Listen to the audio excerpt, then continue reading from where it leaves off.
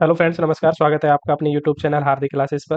Friends, आज की video में हम बात करेंगे टेक्नीशियन भर्ती 2024 का फॉर्म कैसे फिलअप करना है, कैसे अकाउंट क्रिएट करना है।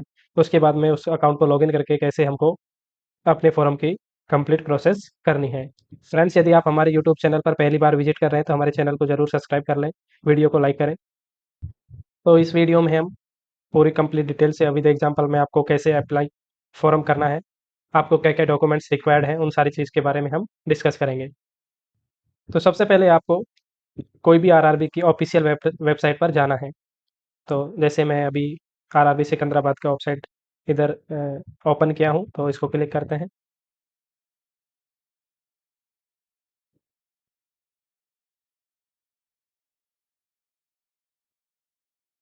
तो मैं अभी आरआरबी सिकंदराबाद की वेबसाइट ओपन किया हूँ। ये पेज आपके सामने दिख रहा है। नीचे आपको लिखा हुआ है एप्लीकेशन लिंक फॉर CEN 02 2024 का लिंक आपको इधर दिख रहा है। तो आपको यहाँ लिंक पर क्लिक करना है। लिंक क्लिक करने के बाद ये पेज आपको ओपन होगा, जिसमें आपको रेड बटन में अप्लाई करके एक ऑप्शन दिया हुआ है जो ब्लिंक हो रहा है।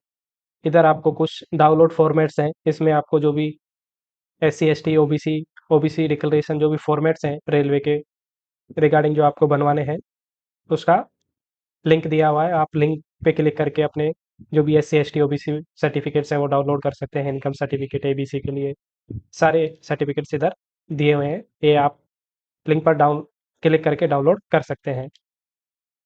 तो हम अभी बात करेंगे अप्लाई के लिए। तो तो अप्लाई पे क्लिक करेंगे तो दो ऑप्शन आपको दिखेंगे, create an account, already have an account. यदि आपने पहले ALP का फॉर्म लगाया है 1/2024 वाला, तो आपको नीचे वाले लिंक पर क्लिक करना है। यदि आप फ्रेश हैं, आपने वो फॉर्म अप्लाई नहीं किया है, तो आपको सबसे पहले क्या करना पड़ेगा, अकाउंट क्रिएट करना पड़ेगा। तो मैं आपको बताता हूँ अकाउंट कैसे क्रिएट करना है। लिंक पर क्लिक करते हैं, क्रिएट एन अकाउंट पर क्लिक करने के बाद आपको ये पेज ओपन होगा। इसमें सबसे पहले आपको लिखा हुआ है कंट्री ऑफ नेशनलिटी। तो इस पर आप क्लिक करेंगे तो आपको इंडिया, नेपाल, भूटान आदि दिखाई देगा। तो आपको इंडिया सेलेक्ट करना है। उसके बाद में आपको अपना फुल नेम इधर डालना है। फुल नेम के बाद में आपको आपका रिटाइप फुल नेम, आपको दोबारा अपना नाम इधर एंटर करना है। यदि आपने अपना नाम चेंज किया है तो आप यहाँ यस पर क्लिक करेंगे। यदि आपने अपना नाम चेंज नहीं किया है, वो जो पहले वाला आपका नाम है डॉक्यूमेंट्स में है वो सेम है, तो आपको नो पर क्लिक करना है। यस पर क्लिक करेंगे तो आपको एक इन्फॉर्मेशन देगा, तो आप उसको एग्री करना पड़ेगा। और आप में जो चेंज्ड इन नेम है वो आपको पहले फिलअप करना है। उसके बाद में आपको सेम नेम रिटाइप करना है। आपको यदि इसमें कोई चेंज नहीं है तो नो पर आपको क्लिक कर देना है। उसके बाद में आपको डेट ऑफ बर्थ पूछेगा। डेट ऑफ बर्थ आपको 10th सर्टिफिकेट और जो भी आपका डेट ऑफ बर्थ सर्टिफिकेट है उसके अकॉर्डिंग सेम होनी चाहिए। नेक्स्ट आपको फिर से आपका डेट ऑफ बर्थ रिटाइप करना है। आगे बात करते हैं में सेलेक्ट जेंडर। तो आपको मेल फीमेल सेलेक्ट करना है। उसके बाद में फिर से आपको रिसेलेक्ट करना है जेंडर। उसके बाद में आपको अपना पापा का नाम, फादर्स नेम इधर डालना है।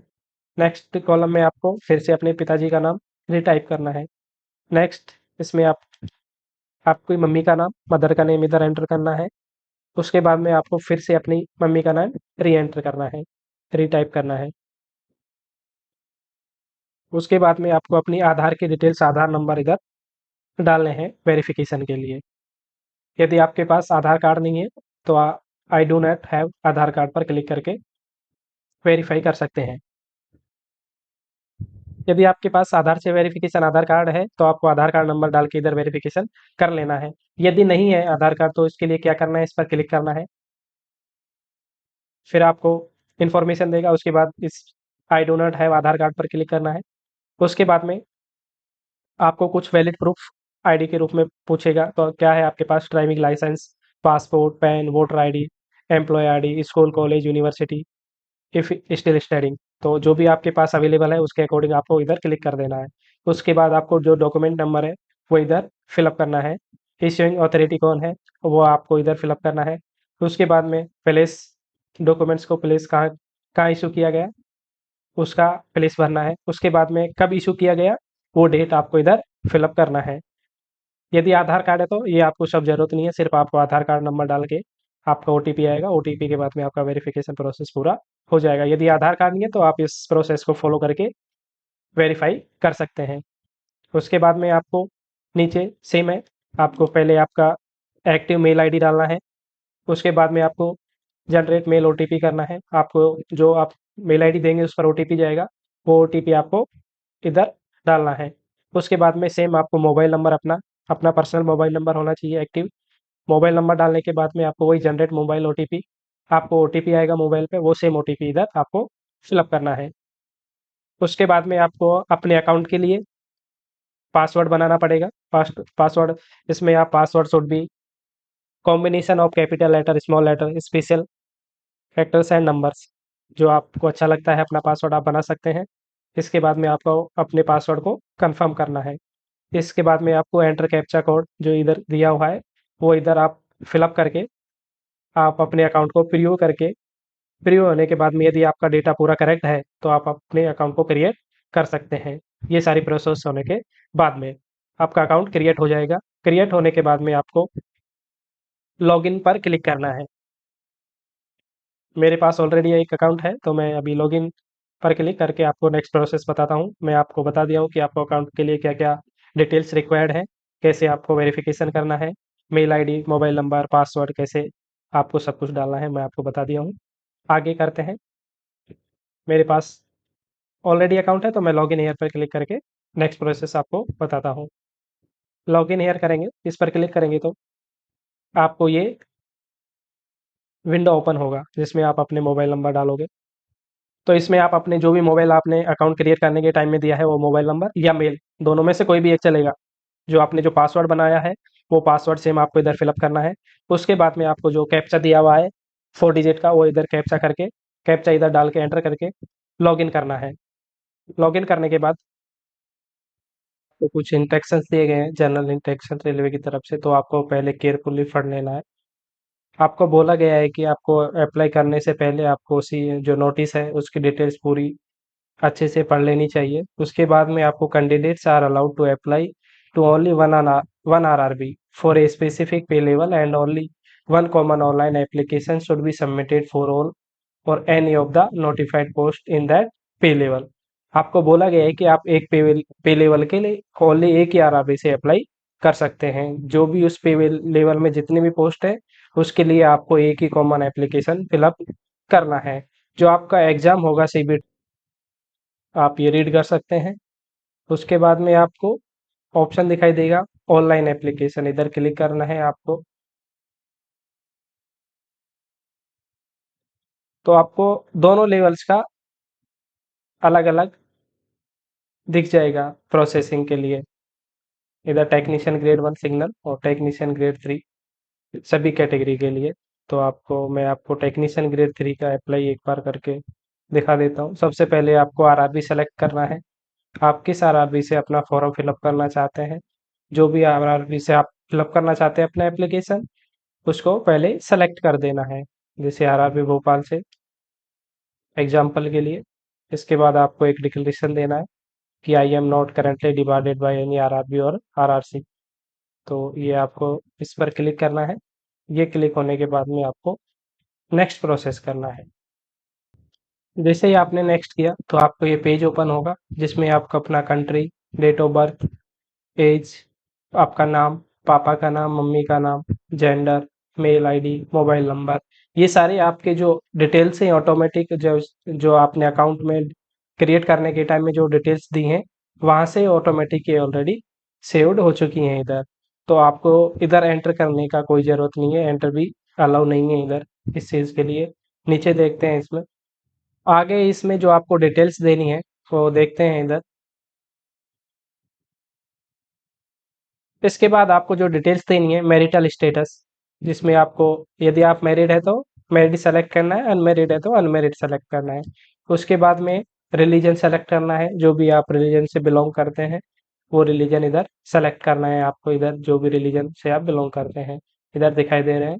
उसके बाद में आपको choice of language for examination, जो भी लैंग्वेज में आप अपनी एग्ज़ाम देना चाहते हो वो लैंग्वेज आपको इधर सेलेक्ट करनी है, 13 है आपको।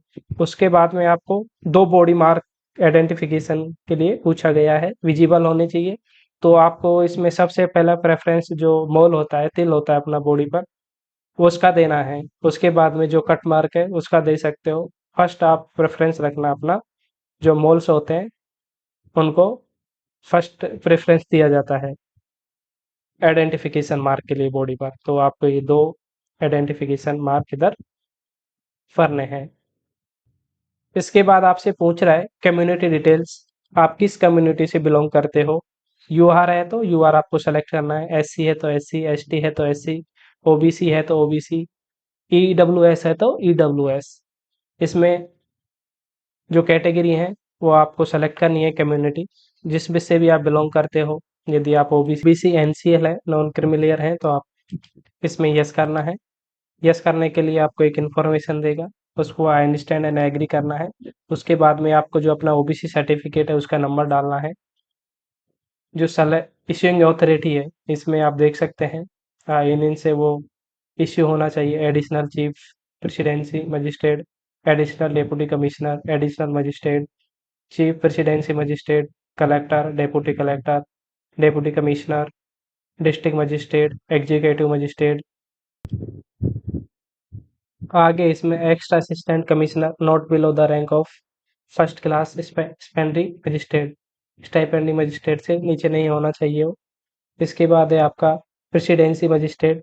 इसके बाद है आपका revenue officer not below the rank of tehsildar से नीचे नहीं होना चाहिए। उसके बाद आपका सब डिविजनल ऑफिसर।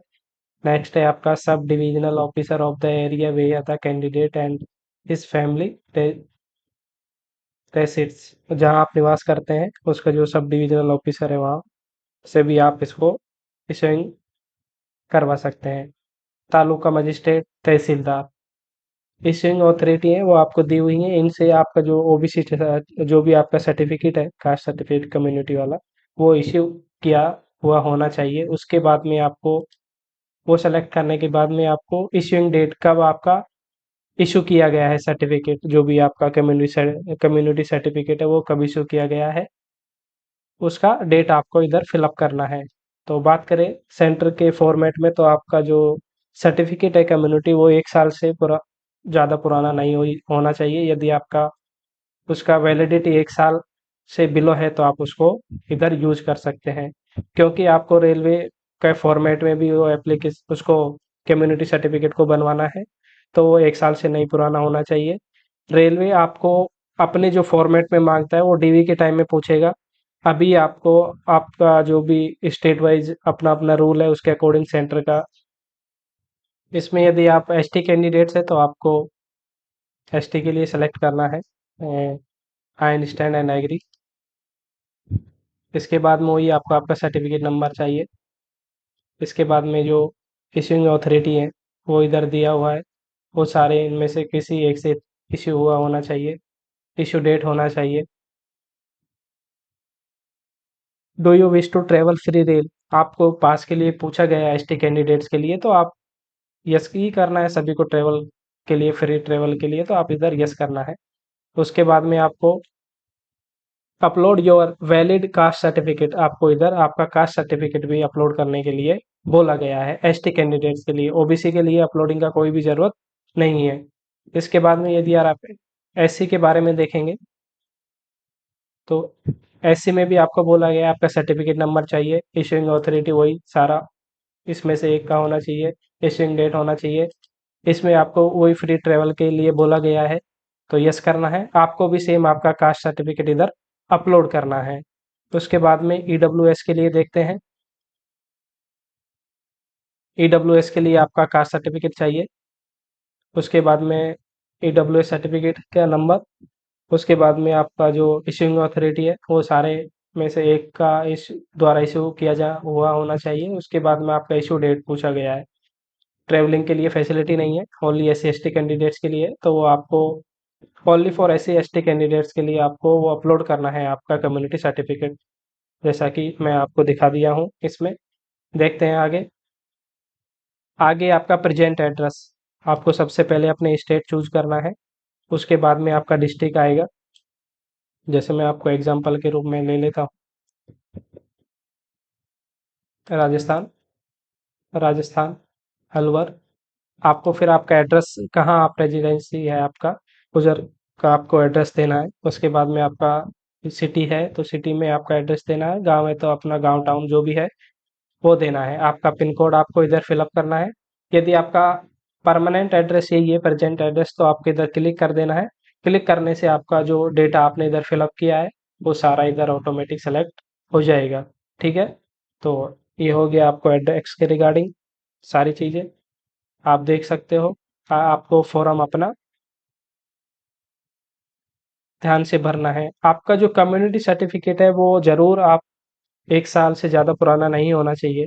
सेंटर के फॉर्मेट में जो भी कम्युनिटी अपनी SC ST OBC EWS के लिए दिया गया है रेलवे की तरफ से, तो वो आप बनवा सकते हो। और आपको जो रेलवे फॉर्मेट में दिया हुआ है वो भी बनवा के रख लेना है। वो आपको कहीं भी सबमिट नहीं करवाना है। वो आपको DV के टाइम में यदि आपका सिलेक्शन हो जाता है तो DV के टाइम आपको रेलवे पूछेगा, तो वो आपको बनवा लेना है।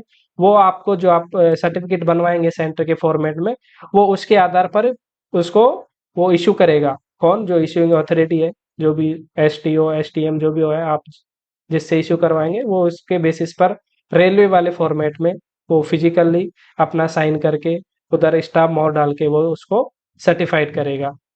ओके, तो आपको ये बनवा लेना है। यदि आपका अंडर 1 ईयर है तो आप उसको यूज कर सकते हैं इधर, और बाकी नहीं है तो आपको बनवा लेना है। काफ़ी टाइम है आपके पास अभी, तो उसको ज़रूर वो आपके लिए मायने रखता है कम्युनिटी सर्टिफिकेट। ठीक है, आगे देखते हैं आप। ये होने के बाद में सारा डेटा फिलअप करने के बाद में आपको सेव कर देना है।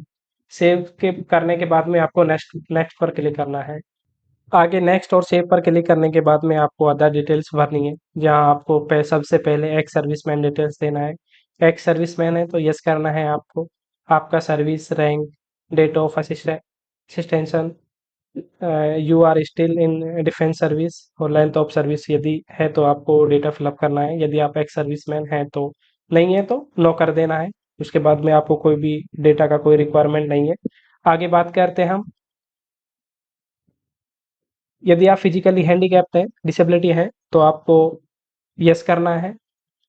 यस में करेंगे तो आप डिसेबिलिटी कैटेगरी क्या है आपकी, सब डिसेबिलिटी कैटेगरी क्या है, परसेंटेज क्या है डिसेबिलिटी का, नेचर ऑफ डिसेबिलिटी क्या है आपका, आपका सर्टिफिकेट नंबर क्या है डिसेबिलिटी वाला, और कब इशू किया गया, ये सारी जानकारी आपको, यदि आप हैं डिसेबिलिटी तो ये सारी जानकारी आपके पास होनी चाहिए। उसके बाद ही आप ये डेटा दे सकते हो। यदि नहीं है तो नो कर देना है, आपको कोई भी डेटा का जरूरत नहीं है। आगे बोला गया है इसमें, इकोनॉमिकली बैकवर्ड क्लास के लिए EBC डिटेल्स आपको, यदि आप EBC यस करना है इधर, तो इसमें आपको कुछ डेटा रिक्वायरमेंट होगा वो आपको भरना होगा इधर। यदि नो है तो कोई भी डेटा का आपको इधर जरूरत नहीं है, रिक्वायर डेटा देने का। EBC कैंडिडेट्स के लिए ओनली है। यस है तो आप यस, EBC कैंडिडेट हैं तो आपको यस करना है। आपको इधर वो एक इंफॉर्मेशन देगा, इसके लिए क्या कंडीशन है वो बताया गया है। Economically backward class EBC candidates are those who annual family income is less than 50,000। यदि आपका एनुअल इनकम, सालाना इनकम फैमिली का 50,000 से कम है तो आप EBC क्लास के अंदर काउंट किए जाओगे। आपके पास और होल्डर ऑफ BPL कार्ड, जिनके पास BPL कार्ड है वो लोग भी EBC में काउंट किए जाएंगे। Other certificate issued by central government under a recognized poverty elevation program और holders of Izzat MST issued by railway. ठीक है, तो ये कंडीशन आपके EBC के लिए रखी गई है। इसके बाद में आपको वैलिड इनकम सर्टिफिकेट होना चाहिए, जो आपको रेलवे के फॉर्मेट में दिया हुआ है, एट अनेक्सस है 3rd A में आपको दिया गया है नोटिस में। इसके बाद में EBC और EWS दोनों क्या है, अलग अलग कैटेगरिया है। EBC को OBC किसी के साथ नहीं जोड़ना है, कंफ्यूज नहीं होना है इसमें। EBC क्या है, एक सेपरेट सेपरेट कैटेगरी है। इसमें आगे नीचे लिखा गया है, EBC candidate should be aware that they are initiated only for fees concession, not for job reservation. जो ये कैंडिडेट्स हैं ईबीसी कैंडिडेट्स, वो रिजर्वेशन के लिए इनिशिएट नहीं किए गए हैं, उनको कोई भी रिजर्वेशन नहीं दिया जाएगा, उनको सिर्फ और सिर्फ फीस कंसेशन ही दिया जाएगा। इसमें लिखा हुआ है यदि आपने ईबीसी सर्टिफिकेट सबमिट नहीं करवाया डीवी के टाइम में तो आपको कैंडिडेट को रिजेक्ट कर दिया जाएगा। ओके, तो आपको ये ध्यान रखना है ईबीसी कैंडिडेट्स को, आपको कोई रिजर्वेशन नहीं है, आपका इनकम 50,000 से कम होना चाहिए, बीपीएल कार्ड होना चाहिए, या अदर जो पॉवर्टी के रिगार्डिंग जो सर्टिफिकेट्स है वो आपके पास होना चाहिए, कोई भी एक होना चाहिए, तो ये आपको इंश्योर करना है। ठीक है, यदि आप हैं तो इसको अंडरस्टैंड करके इधर क्लिक कर देना है। तो आप इसमें वही, आपको यदि यस है कंसेशन लेना चाहते हो तो सर्टिफिकेट नंबर है, इशूइंग अथॉरिटी इधर दिया हुआ है, BPL card, district magistrate of any revenue officer up in the level of तहसीलदार, इज्जत MST bye railway, setting sitting member of parliament Lok Sabha, person there on consistency, sitting member, union minister, इनमें से आपका जो card है वो इश्यू होना चाहिए। इसका डेट ऑफ इश्यू कब है तो वो भी आपको इधर फिलअप करना है, वो भी सेम ही है, 1 साल से ज़्यादा पुराना नहीं होना चाहिए। तो यदि ना है तो इसमें कोई भी डेटा का आपको रिक्वायरमेंट नहीं है। आगे है इसमें, यदि आपको पूछा है details of serving railway applicant, यदि आप रेलवे में सर्विस कर रहे हैं और आप इस एप्लीकेशन को लगा रहे हैं तो आपको यस करना है। आपको पूछा गया है आपने have you applied for NOC, NOC के लिए आपने अप्लाई कर दिया है क्या? तो आपको, यदि आप रेलवे में जॉब कर रहे हैं और आप एप्लीकेशन लगा रहे हैं तो आपको सबसे पहले एनओसी के लिए अपने ऑफिस में लेटर बनवा के, 2 लेटर बनवा के, एक आपको सबमिट कर देना है, एक आपको सिग्नेचर लेके रिसिप्ट लेके रख लेना है एनओसी के लिए फ्यूचर में। तो एनओसी के लिए आपको यस ही करना पड़ेगा। NOC mandatory at the time of DV, DV NOC के टाइम में आपको मैंडेटरी है, आपको सबमिट करना पड़ेगा, डीवी होगा यदि आप सिलेक्शन लेते हो तो। उसके बाद में सेलेक्ट कैटेगरी, आपका कौन सा कैटेगरी में, आप ग्रुप सी, ग्रुप डी, सब सुटेबल, कोई सी एडमिनिस्ट्रेटिव, जो भी जिसमें भी आपका जॉब है वो आपको कैटेगरी सेलेक्ट करनी है। उसके बाद में आपका वर्किंग पैलेस क्या है, जोन और यूनिट आपको दिया हुआ है, आप कौन से जोन में कौन सी यूनिट में काम कर रहे हो प्रेजेंट में, तो वो आपको डिटेल्स इधर फिलअप करनी है, ओनली फॉर रेलवे सर्वेंट के लिए। आगे पूछा गया है इसमें जो current employment details excluding railway employees, railway employees को हटा के यदि आप जॉब कर रहे हो तो आपको इसमें पूछा गया है central government, state government, PUC, public sector undertakings में। यदि आप यहाँ जॉब कर रहे हो तो आपको जो भी डिपार्टमेंट में, पीएसयू में आप काम कर रहे हो, तो यदि है तो आप इसको फिलअप, डेटा फिलअप करना है आपको, name of organization, from date, कब से आप काम कर रहे हो, स्टिल वर्किंग और नॉट पूछा गया है इधर, यस और नो दोनों पूछा गया है। यदि नॉट एप्लीकेबल है तो आपको नॉट एप्लीकेबल इधर सेलेक्ट कर देना है। आगे पूछा गया है यदि आपने एक्ट अप्रेंटिस कोर्स किया हुआ है तो आप इधर यस कर देना है। इसमें आपको फिर आपका डेटा पूछेगा कौन सा ट्रेड से आपने किया है, आपका ट्रेनिंग कब से कब हुआ वो आपको पूछा जाएगा इधर। उसके बाद में जो आपको सर्टिफिकेट दिया जाता है एक्ट अप्रेंटिस कंप्लीट होने के बाद में, वो सर्टिफिकेट नंबर पूछा गया है इधर, उसका सर्टिफिकेट डेट पूछा गया है। तो ये सारा डेटा यदि आपने अप्रेंटिस किया है कहीं से भी, जो भी ऑथराइज्ड रेलवे या अलग अदर जो भी ऑर्गेनाइजेशन है जो एक्ट अप्रेंटिस करवाते हैं, उनके अंडर आपने कोर्स किया हुआ है तो ये सारा डिटेल्स आपको फिलअप करना है यदि एक्ट अप्रेंटिस कैंडिडेट्स के लिए। यदि किया है तो यस करना है और डिटेल्स देना है, नहीं किया है तो नो कर देना है। उसके बाद में आपको bank details for refund fees, आपको जो भी रिफंड मिलेगा आपको हिसाब से जो भी आपका फीस होगा, 400, 500, ST SC economical backward class के लिए वो 250 रुपये रखा गया है, बाकी सभी कैंडिडेट्स के लिए 500 है, जिनमें से 400 रुपये रिफंड होगा, और ST SC और EWS EBC के लिए 250 रुपये पूरा रिफंड होगा। तो आपको अपना अकाउंट नंबर डालना है, नेम ऑफ अकाउंट होल्डर आपका नाम डालना है, आपका ये अकाउंट होना चाहिए, only account number and IFSC code are using for refund, fill them with question. तो आपको अपना नाम डालना है, अकाउंट नंबर डालना है, अकाउंट नंबर 2 बार डालना है, IFSC कोड, कौन सा बैंक है, बैंक एड्रेस डालना है, ये सारी आपको ध्यान से डिटेल्स फिलअप करनी है। तो ये ओनली फॉर रिफंड के लिए है। तो ये आपको डिटेल्स पूरा फिलअप करने के बाद में, पूरा एक बार चेक करने के बाद में, डेटा सेव करने के बाद में आपको नेक्स्ट पर क्लिक करना है। नेक्स्ट पर क्लिक करने के बाद नेक्स्ट आता है। नेक्स्ट होने के बाद में आपको एजुकेशन क्वालिफिकेशन के बारे में पूछेगा। आपको 10th तो होना ही चाहिए मिनिमम। उसके बाद में जो अदर क्वालिफिकेशंस है टेक्निकल, वो आपको इधर सेलेक्ट करना है। इधर दिया हुआ है एनएसी, आईटीआई, +2 जो भी आपके पास एजुकेशन क्वालिफिकेशन है। एनएसी है तो एनएसी, आईटीआई है तो आईटीआई, +2 है तो +2, जो भी आपके पास है उसको सेलेक्ट करना है। जैसे आईटीआई है किसी के पास तो आईटीआई, आईटीआई का ट्रेड क्या है, स्टेट क्या है, डिस्ट्रिक्ट क्या है, इंस्टीट्यूट नेम क्या है, आपने डेट ऑफ पासिंग क्या है, आपका सर्टिफिकेट इश्यूड बाय किसके द्वारा, एनसीवीटी, एससीवीटी 2 होता है, तो किसके द्वारा इशू किया गया है, आपका सर्टिफिकेट क्या है। तो स्टेट ट्रेड है, नेशनल ट्रेड है, जो भी है आपका, तो उसमें सेलेक्ट करने के, जो भी आपका जिससे भी सर्टिफिकेट टाइप है वो इधर सेलेक्ट करना है। यदि आपके पास +2 है तो भी आप इधर ऐड करके ऑप्शन है। यदि आपने +2 साइंस से किया है, मैथ साइंस से, तो आप ऐड करके इधर वो उसका डिटेल्स +2 का भी आप दे सकते हैं, जिससे आप और एक्स्ट्रा पोस्ट के लिए एलिजिबल हो जाओगे। ठीक है, तो उसको ऐड करके आप दूसरा अपना जो एजुकेशन क्वालिफिकेशन है उसको भी ऐड करके इधर डाल सकते हो। इसमें जो 3 एजुकेशन क्वालिफिकेशन दिया है इनमें से +2 है तो +2 भी आप इधर सेलेक्ट करके, आपका इसमें discipline physics and maths he allow है इसमें। स्टेट, इसके बाद डिस्ट्रिक्ट, आपका बोर्ड नेम क्या है, आपने कब पास किया, उस वो सारे डिटेल्स आपको देनी है। यदि आपने आईटीआई नहीं है तो आप +2 करोगे। यदि आपके पास दोनों है तो आपको आईटीआई करनी है, आईटीआई के बाद में +2 करनी है। जो भी आपको सुटेबल लगे, पहले +2 कर सकते हो, बाद में आईटीआई कर सकते हो, आईटीआई पहले कर सकते हो, +2 बाद में कर सकते हो। यदि दोनों है तो, यदि एक है तो आईटीआई, आईटीआई वाला आईटीआई करेगा, +2 वाला +2 करेगा। उसके बाद में आपको डेटा फिलअप करना है। डेटा फिलअप करने के बाद में आपको नेक्स्ट पर क्लिक करना है। ओके, सारी डिटेल्स केयरफुल्ली भरनी है, कोई भी आपको हरी भरी नहीं करनी है, आराम से फिलअप करनी है। ओके ना।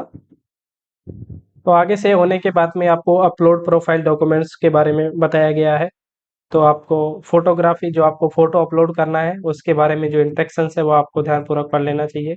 आपका जो पासपोर्ट साइज फोटो कलर वाला पासपोर्ट साइज होना चाहिए, और उसका जो बैकग्राउंड है वो वाइट होना चाहिए। White background, colour passport photo होना चाहिए। उसका साइज 35 mm इंटू 45 mm होना चाहिए, या पिक्सल में 320 इंटू 240 पिक्सल का होना चाहिए। फॉर्मेट जेपीजी में होना चाहिए, और जो साइज है उसका वो 30 KB टू 70 KB होना चाहिए। Photographs taken using mobile and selfie portraits में result in rejection of application. आपको जो फ़ोन के कैमरे से या जो पोर्ट्रेट में सेल्फी ली गई है तो वो आपको नहीं यूज़ करनी है, आपको फोटोशॉप पे जाके कैमरे से फ़ोटो खिंचवाना है, ऐसा बोला गया है इधर। यदि आपने कुछ सेल्फी पोर्ट्रेट्स में result in rejection in of application, यदि आपका एप्लीकेशन रिजेक्ट किया जा सकता है इस सिचुएशन में। The photo should have a clear front view of candidates without cap and dark glass. आपको कैप नहीं लगाना है और डार्क ग्लास आई पर नहीं पहनना है फोटो खिंचवाते time. Facial feature should be clear and not to be covered by any item. आपका फेस क्लियर होना चाहिए, मास्क वगैरह, ज्वेलरी वगैरह जो भी है, क्लॉथ वगैरह से फेस ढका हुआ नहीं होना चाहिए। The main features of the face must not be covered hair. आपके जो मेन फीचर्स हैं जैसे आई, नोज और फोर फोरहेड, तो सारे विजिबल होने चाहिए फोटो में।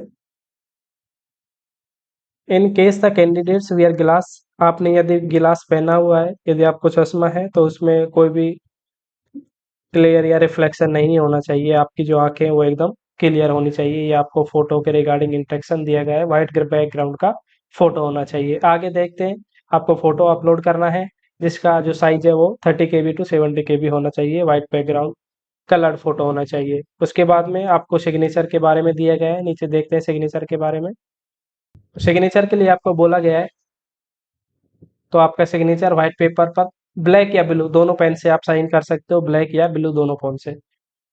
With in a box of size 50 mm into 20 mm, एक बॉक्स में जिसका साइज 50 mm 20 mm के बीच में होना चाहिए। The signature must be in running letter, not to be block letters. आपका जो साइन है वो आपको रनिंग में करना है, ये नहीं आपने, आपका नेम है जैसे GL, तो आपको GL ब्लॉक्स में नहीं लिखना है, रनिंग में लिखना है GL। आपका इमेज JPG में होना चाहिए। इसका जो साइज है वो दिया हुआ है, आपका जो सेम साइज दिया हुआ है 30 KB टू 70 KB का आपका साइज होना चाहिए। The signature must B of the applicant only and not of any other person. आपका जो साइन है आपके खुद के द्वारा ही किया हुआ होना चाहिए और किसी कैंडिडेट का अलाउ नहीं है आपको, नहीं तो रिजेक्ट कर दिया जाएगा सिग्नेचर मैचिंग टाइम में। ठीक है, तो आपको ध्यान रखना है सिग्नेचर आपका व्हाइट पेपर पर ब्लैक या ब्लू दोनों पेन से आप कर सकते हो, और अपलोड करना है, दो चीज आपको, साइन और फोटो। ठीक है, होने के बाद में आपको सेव करना है और सेव के बाद नेक्स्ट पर क्लिक करना है। तो फोटो सिग्नेचर अपलोड होने के बाद में आपको फाइनल पोस्ट एलिजिबल, जो पोस्ट के लिए आप एलिजिबल हैं आपकी एजुकेशन क्वालिफिकेशन के अकॉर्डिंग, तो आपको इधर पोस्ट आपको पूरा दिखाई देगा।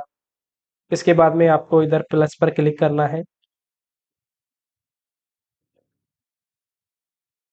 तो आपका एलिजिबिलिटी पोस्ट आपको इधर दिख जाएगा। तो आप यहाँ पर प्लस पर क्लिक करके आप अपनी पोस्ट प्रेफरेंस दे सकते हैं, आप कौन सी पोस्ट को पहले नंबर पर रखना चाहते हैं। तो जैसे अभी मैं आपको पोस्ट प्रेफरेंस करके बता देता हूँ। फर्स्ट नंबर पर मैं SNT रख रहा हूँ, उसके बाद में डीजल मैकेनिक रख रहा हूँ सेकंड नंबर पे, उसके बाद में मैं WCR डीजल मैकेनिक रख रहा हूँ, और लास्ट में मैं ट्रैक मशीन रख रहा हूँ। तो चारों पोस्ट को मैं अप्लाई किया हूँ, तो वो आपको इधर एलिजिबल पोस्ट प्रेफरेंस आपको दिखाई दे रहा है। ठीक है,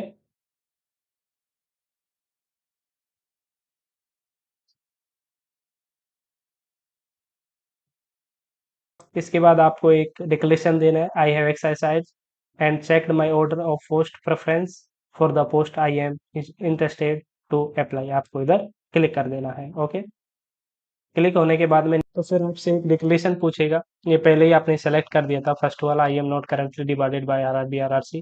नेक्स्ट वाला है I agree to allow railway requirement board to share my final score in this requirement examination with other government and private organization for their requirement।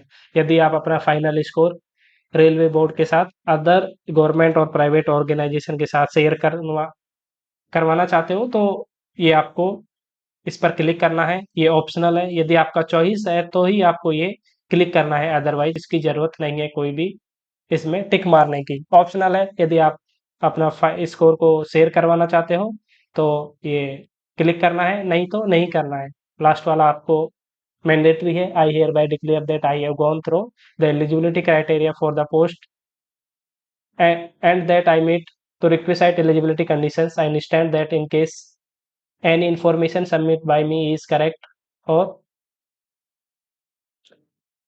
validated, I shall be liable for immediate disqualification or any other action as per extant rules। I also declare that I have never been dismissed from any government service। ये आपको declaration दिया जाएगा, ये आपको click करना है। Second वाला optional है, यदि आप अपना स्कोर को शेयर करवाना के लिए अलाउ करते हो तो आपको अलाउ करना है, अदरवाइज नहीं करना है। पहले से आपको कहाँ से आप फॉर्म फिलअप कर रहे हैं, मतलब पहले जो आप इस पढ़ने के बाद में इधर सेव कर देना है। सेव करने के बाद प्रीव्यू एप्लीकेशन, आप एक बार एप्लीकेशन का प्रीव्यू देखेंगे, उसके बाद में ही आपको फॉर्म सबमिट करना है। सेव करने के बाद में तो आपको फाइनली अपना फॉर्म रीचेक करने के बाद में आपको डिक्लेरेशन फिर से देना है, I have rechecked the above details and found correct. आपको क्लिक करने के बाद में आपको सबमिट कर देना है। सबमिट करने के बाद में आपको अपना ये फॉर्म सबमिट हो जाएगा। उसके बाद में आप इसको एडिट नहीं कर सकते, और फाइनल इसके बाद में पेमेंट प्रोसेस होगा। ठीक है, एप्लीकेशन सबमिट होने के बाद में आपको पेमेंट्स के रिगार्डिंग बोला जाएगा। आपका फीस आपकी कैटेगरी के अनुसार होगा, तो आप मैं दिखाता हूँ आपको पेमेंट के रिगार्डिंग। तो आपको पेमेंट के रिगार्डिंग ये आपको पेज ओपन होगा, उसके बाद में आपको पे नाउ करना है, I agree with condition, proceed करना है।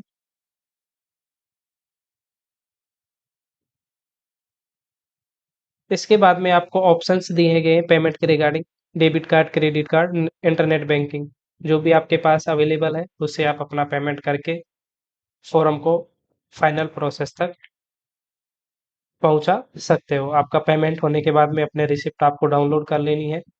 डाउनलोड करने के बाद में आपको अपना प्रिंट निकलवा के अपने पास रख लेना है। तो ये हो गया सारा डिटेल्स, आपको कैसे फॉर्म फिलअप करना है इसके रिगार्डिंग।